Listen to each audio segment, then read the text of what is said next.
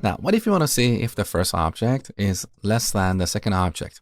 Well, to make this work, we have to implement the comparison or relational operators. So back to our length class. Here I'm going to add another operator, operator less than, which takes a constant length as a reference, just like before. And here we should make this function a constant function. Now we should also implement less than or equal to, as well as greater than and greater than or equal to.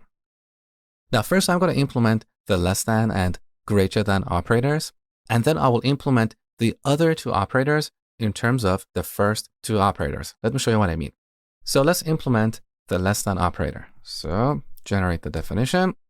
And here we say value less than other dot value. Easy peasy, right? Now let's implement the greater than operator. Now here we say value greater than other dot value.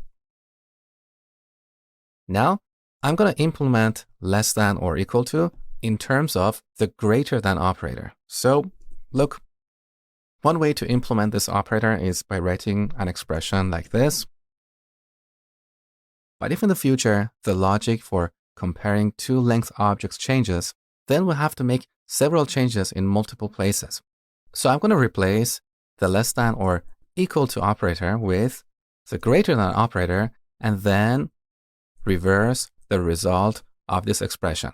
So now we're delegating to the greater than operator that we just implemented. Now one more time, let's implement the greater than or equal to operator.